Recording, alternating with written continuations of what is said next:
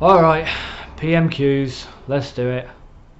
Before we get into that, if you like the hoodie, you can follow the link down below, tailwind.tmail.com. There is a ton of different designs that you can pick up, and with exception of the gamers category, everything else you buy will go to charity. So link down below if you want to help, and this is an amazing hoodie. Now on to the car crash that is PMQ. Prime Minister. Mr. Speaker, I know members from across the House will want to join me and echo you in congratulating President-elect Biden on his inauguration later today. As I said when I spoke with him on his election as president, I look forward to working with him and with his new administration, strengthening the partnership between our countries and working on our shared priorities, from tackling climate change, building back better.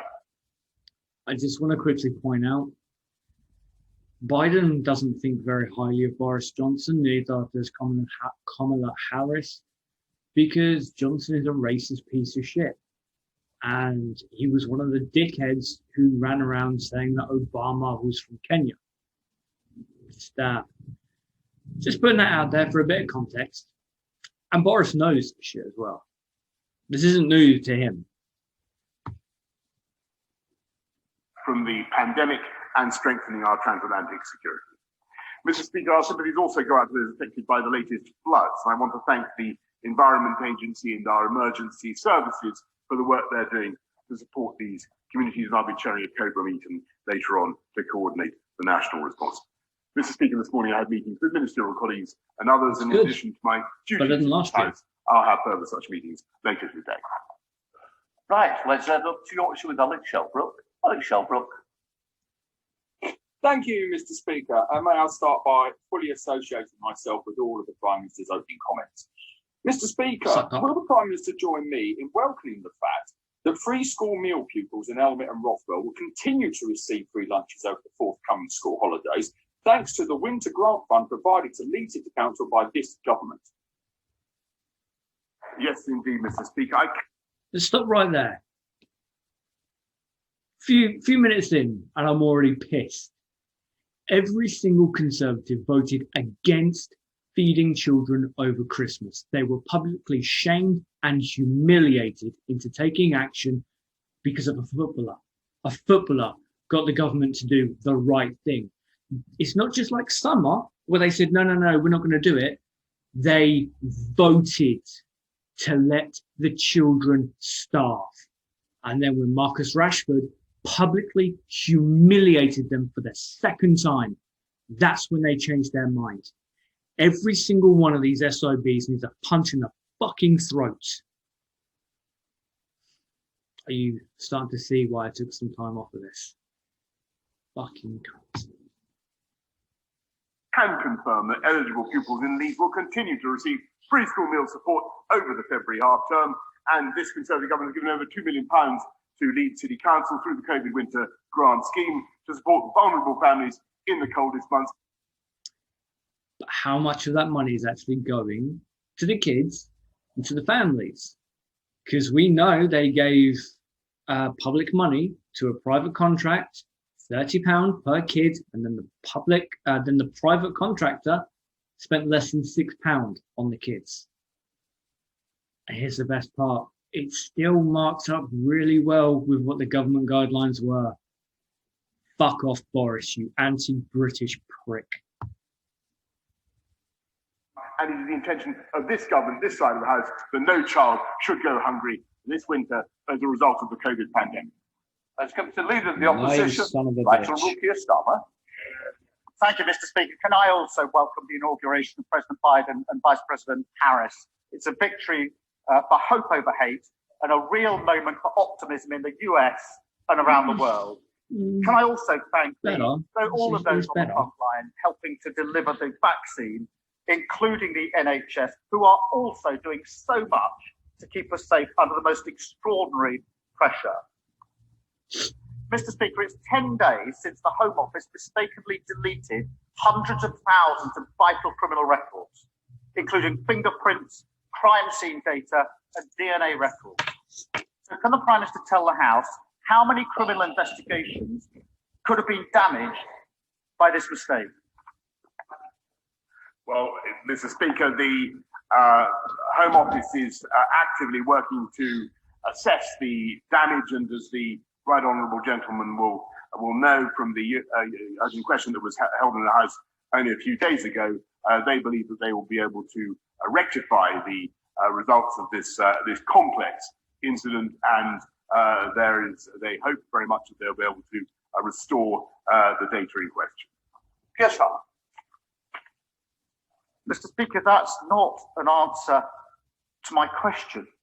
And it was the most basic of questions. It was the first question that any Prime Minister would have asked of those briefing him. How many criminal investigations have been damaged? So let me ask the second basic question that any Prime Minister would have asked those briefing him. How many convicted criminals have had their records wrongly deleted? Well, I answered the first question entirely accurately, Mr. Speaker. We don't know how many cases might be frustrated as a result of what has happened. We don't but I can know. tell you that 213,000 Because we offence don't records, care. about 5,000 arrest records, and 15,000 person records are currently being investigated because they are the subject of this problem. Yes, sir. Mr. Speaker, I have a letter here from the National Police Chiefs Council. It makes it clear that 403,000 records from the police national computer may have been deleted. In addition to that, Prime Minister, this is from the National Police Chiefs Council. I'm sure it's been briefed on this. In addition to that, 26,000 DNA records from a DNA database and 30,000 fingerprint records from the fingerprints database. So this isn't just a technical issue. It's about criminals not being caught and victims not getting justice. This letter makes clear that it includes data from criminals convicted of serious offences. It has impacted live police investigations already, and it includes records, including DNA, marked for indefinite retention following the conviction for serious offences. Mr. Speaker, that's the most serious offences. That's why it's indefinite retention. It's been deleted. So is the Prime Minister seriously telling us that 10 days after this incident came to light, he still hasn't got to the bottom of the basic question, and he can't tell us how many cases have been lost, how many serious offenders this concerns, and how many police investigations have been investigated? Mr. Speaker, it's becoming a feature of the right honourable gentleman's question that he failed to listen to the answer that I have just given. And let me repeat, because he said that I think he gave a figure of 413,000. I've just done some maths briefly in my head. And if you look at... Okay, it has to be pointed out that a common feature of Boris Johnson is that he never answers the fucking question.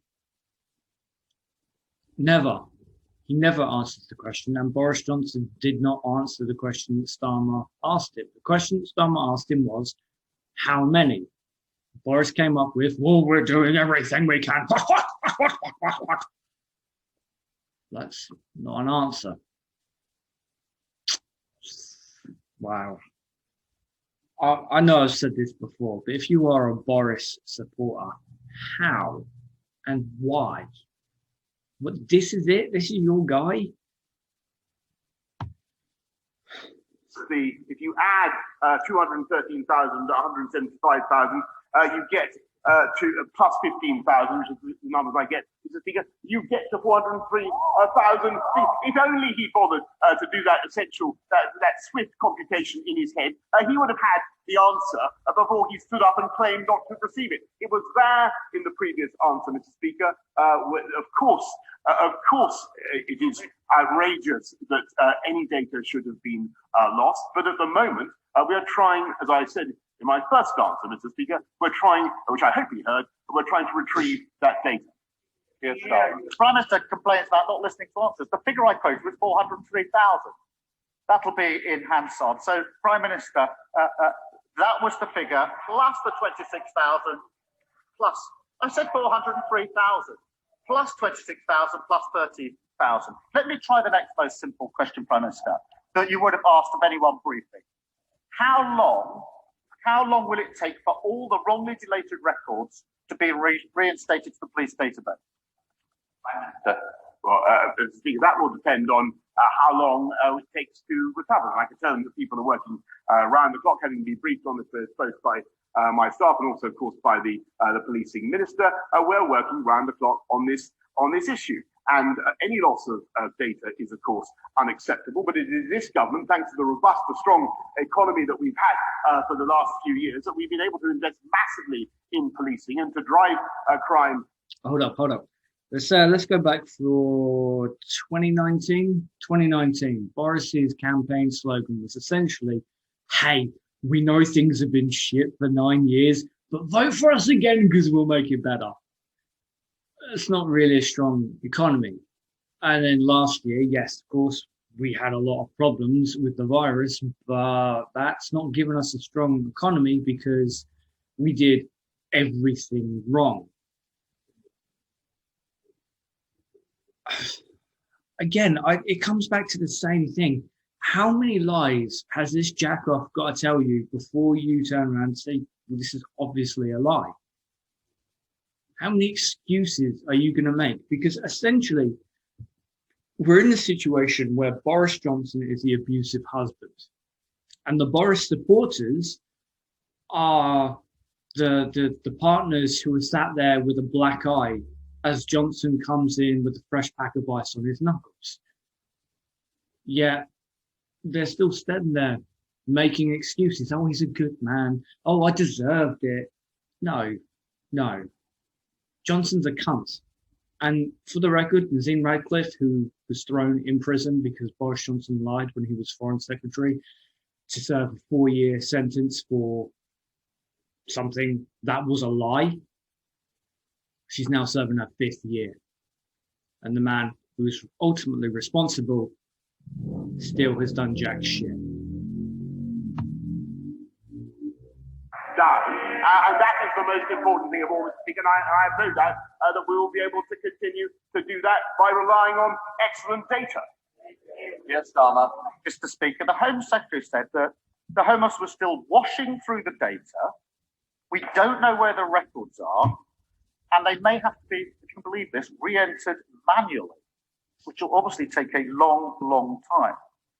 The letter from the National Police Chiefs Council also makes clear that the obvious place to reinstate from, which is the DNA database or the fingerprint database, have themselves also been compromised. And so his answers need to be seen in that light. Mr. Speaker, let me turn to another of the Home Secretary. Just pausing for a moment. This government also pulled out of intelligence sharing agencies throughout Europe. Now, that wasn't part of Brexit. That's not something that we had to do. It's something that this isolationist government chose to do.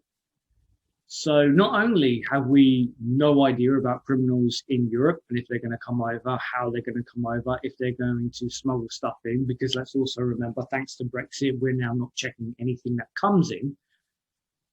We've now lost a shit ton of intelligence that we had on criminals who are already in this country.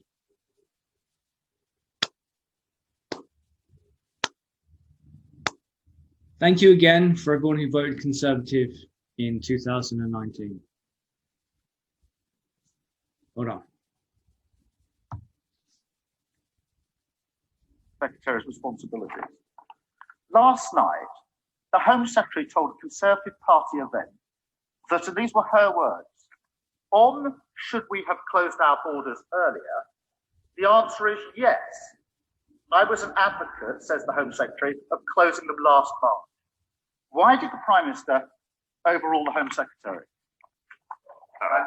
Mr. Speaker, I think it was last March that the right honourable gentleman, along with many others, was actually saying that we didn't need to close borders. But as usual, Captain Hindsight has changed his tune to suit events. Stop right there. I dare any Boris bitch to find that.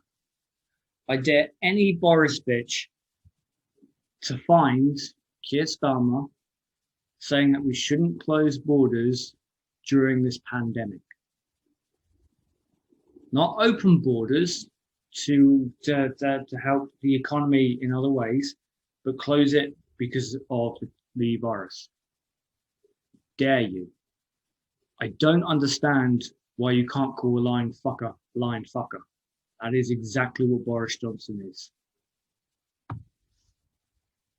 Hence, we are facing, and it's interesting that these first few questions were about a computer glitch in the Home Office, Mr. Speaker, which we're trying to raise. We're in the middle of a national pandemic, and this country is facing a very, very grave death toll. And we are doing everything we can to protect the British public, which I think what he would. All right, stop. The pandemic is nothing new. Boris Johnson has sat back in apathy and allowed thousands upon thousands upon thousands of people to be murdered in this country for over a year. Not over a year, for a year now. It's not, oh no, this should be our focus, because this has been our focus, and you refuse to listen to the people who know what the fuck they're talking about. This isn't hindsight. This isn't coming in as a Monday morning quarterback. This is saying, here's a fucking problem. Why aren't you dealing with it? Fuck me. And that's why we've instituted one of the toughest border regimes in the world. That's why we insist that you have to get a test. Germany, New Zealand, Japan, China, Uruguay, France. These are all countries that have much tougher borders than we do. Again, right there, the man has just lied. We only started testing people at the airports towards the end of the year. Like, I'm talking November, December time. All throughout the rest of it, nah, not at all. Other countries were. How many lies has this son of a bitch got to tell before all of his Boris bitches start thinking for themselves? 2 hours before you fly, there must be a passenger locator form which you have to provide, Mr. Speaker, and then you must quarantine for 10 days or 5 days if you do a second test. And it's all. I'm delighted that he now praises the Home Secretary, who change of tune from the right honourable gentleman. I am delighted that he's now in favour of tough border controls, because he wasn't last year. Mr. Speaker, and indeed, he campaigned for the leadership of the Labour Party on a manifesto to get back to free movement, Mr. Speaker. Of hindsight. Free movement is not the same. Free movement, and I'll probably do a video at this at some point, is allowing lorry drivers who bring in supplies that we need to freely come in with the supplies that we need, and not get fucked like they have been with £300 fines because of a system that is so unbelievably out of date, with people who don't know how it works, fucking everything up. Freedom of movement is, you know what? I'd like to go to France. I reckon I could get a decent job in France, so I have that freedom of movement to go where I want to go. Freedom of movement is our care homes are disgustingly understaffed. Side note, also disgustingly underpaid. So we've got to be able to get people from other countries to come in and work these jobs. That's freedom of movement, not what the Conservatives are painting it up as. Fuck me, what a cunt. And what the Home Secretary said last night, Prime Minister, it's not disputed, is that she was saying last March, it's not hindsight, she, the Home Secretary, was saying to the Prime Minister, you need to shut your borders. She was saying it. So I repeat the question the Prime Minister avoided. Why did he overrule the Home Secretary, who claims that she said last March that we should shut our borders?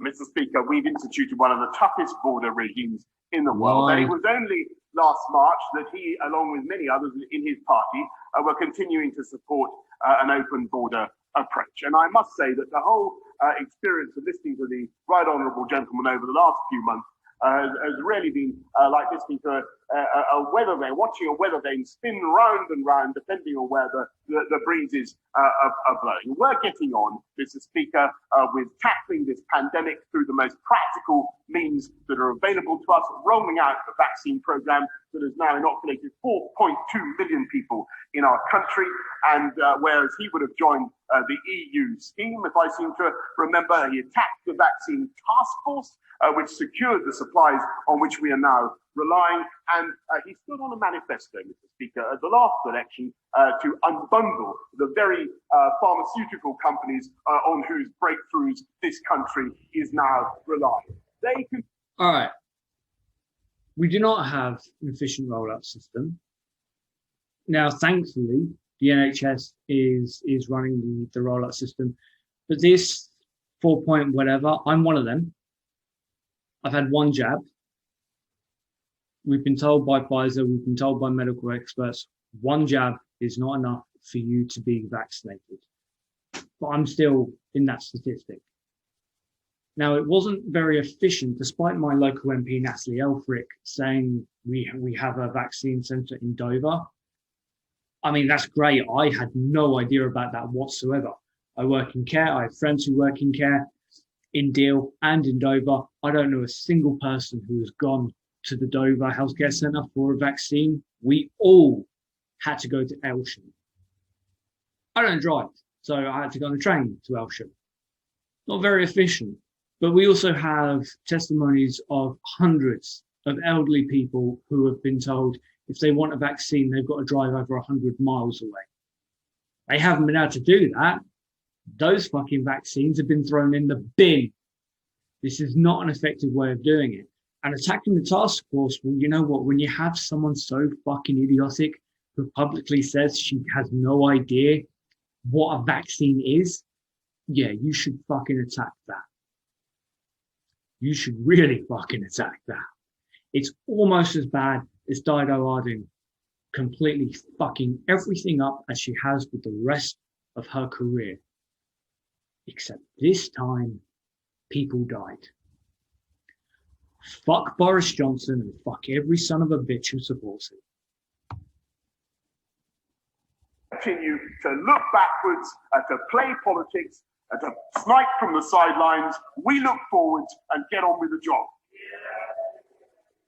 Let the weather take me up to Aylesbury with Rob Butler. Rob Butler. Thank you, Mr. Speaker. The national rollout of COVID-19 vaccination is an absolutely tremendous success story. But it's only in the past few days that over 80-year-olds in Aylesbury have been able to get their first jabs. And many of my constituents have contacted me to say they're frustrated and worried that they've been either forgotten or pushed to the back of the queue. So can my right honourable friend assure them that everyone in the Aylesbury area in the most vulnerable groups will be vaccinated by the middle of February?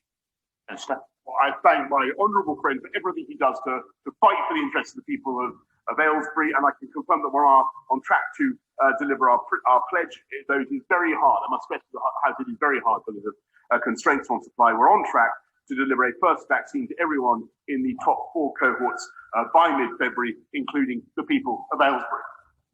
Let's head up to Scotland with the leader of the SNP, Ian Blackford. Ian Blackford. Thank you, Mr. Speaker. This afternoon, millions around the world will breathe a massive sigh of relief when President Joe Biden and Vice President Kamala Harris are sworn into office. The Democratic removal of Donald Trump gives us all hope that better days are ahead of us. The days will be a little bit brighter. Turning the page on the dark chapter of Trump's presidency isn't solely the responsibility of President Joe Biden. It is also the responsibility of those in the Tory party, including the Prime Minister, who cozied up to Donald Trump and his callous worldview. Mr. Speaker, this morning, the former Prime Minister, the member for Maidenhead, accused the current Prime Minister of abandoning moral responsibility on the world stage by slashing international aid. So if today is to be a new chapter, if today is to be a new start, will the Prime Minister begin by reversing his cruel policy of cutting international aid for the world's poorest? Just want to pause it there. Yeah, I mean, Boris Johnson is a cunt, point blank. That's who he is. And he has cozied up to Donald Trump. He loves Donald Trump. He's not as dumb as Trump, but he certainly copied a lot of the lessons, but so did Theresa May. Let's be perfectly clear about this. Trump had locked children in cages long before Theresa May started snuggling up to him. He had been the most vile, depraved human being in American politics that I can name, possibly aside from Jim Jordan, who laughed at children being abused and sexually abused in schools. Jim Jordan, who could very likely be Donald Trump's legal representative in his upcoming court battles. But Theresa May has got as much dirt on her hands as Boris Johnson has when it comes to Donald Trump. That's quite frankly hypocritical. And again, with foreign aid, as I'm sure I've said before, foreign aid isn't really about us helping other countries. It's about us building bridges because no country can survive on its own. I mean, hell, even North Korea doesn't survive on its own. But that's exactly what the Tories want from this country. They seem to think the British Empire still dominates the world. And again, even in the glory days of the British Empire, if you ignore all the horrors that we committed, we weren't one country. We had a lot of support. But considering Theresa May ignored the man who died on the steps of Parliament over Christmas, and considering that Boris Johnson, again, voted to let children starve and has done nothing about Nazim Radcliffe, a woman he had thrown in an Iranian prison, I'm not going to hold my breath. Mr. Speaker, I think it's very important the Prime Minister of the UK has the best possible relationship with the President of the United States. That's part of the job description, as I think all sensible members opposite would acknowledge. And when it comes to global leadership on the world stage, this country is embarking on a quite phenomenal year. And we've already, with the G7, with COP26, and we've already led the world with the Gavi Summit for global vaccination, raising $8.8 billion. It was the UK, the first major country in the world to set a target of net zero carbon emissions by 2050. All other countries are following. We hope that President Biden. Okay, again, for anyone who's a Boris fan, or even a Conservative fan, or even someone who just hates all the opposition, name a target that the Conservatives have set in the last 10 years, in fact, since 2010, that they've met. You can get back to me on that. It's fine. I actually don't have anything to do tonight. Will join us. We're working to promote global free trade. And of course, Mr. Speaker, we'll work with President Biden to secure the transatlantic alliance and NATO, which of course the Scottish Nationalist Party would unbundle. Well, I think they would. I don't know what their policy is on our armed services. I think they would break them up. Perhaps they'd like to explain. It's the Scottish National Party. I know you keep having a memory lapse on it. Ian Blackford. Okay, let me stop right there. So the Speaker should not be making a joke of this. He should be rapping knuckles, because Michael Gove does this on purpose, and Boris Johnson does this on purpose. Boris Johnson's demeanor of a buffoon is mostly played up. He's a lazy gobshite that doesn't want to do anything, but he's not a stupid man. He knows what the SNP is. He knows that, and he knows these little digs are to, again, break up the union. Again, I don't understand this isolationist mentality from the Conservatives. If you are a Conservative or you know a Conservative, get them to explain it to me, because I don't get it. The big I am and everything else, I don't get that mentality. The British Empire, the greatest empire, was built on the backs of everyone. Of everyone. We didn't just wake up one day and we were fucking Superman. Okay, so there was technical difficulties, and essentially that final question was genocide being committed right now. Is the Prime Minister going to be a moral human being, or is he still going to be all chummy with people who are committing genocide? And essentially Boris came out with, nah, fuck him. It's not me, don't give a fuck. Yes, I am exaggerating things, but essentially when you come out and say, oh, it's a judiciary issue, then that's essentially what you're saying. It's not a judiciary issue to be moral, but we know Boris is not a moral human being. What I do want to remark on is when there was technical difficulties with Ian Blackford, the childish laughter from the Conservatives. Now, I'm assuming what would have gone through their disgusting isolationist heads was Boris insulted him, his country, and everyone from Scotland, and now he's run off in a huff. I mean, that's what I'm assuming. And it's indicative of the mentality of the Tories. It's not enough that they ripped us out of the European Union and where we were one of the biggest players on the continent, where we were a global presence. It's not enough that they ripped us from that. They also want to rip up the United Kingdom. So it's just England.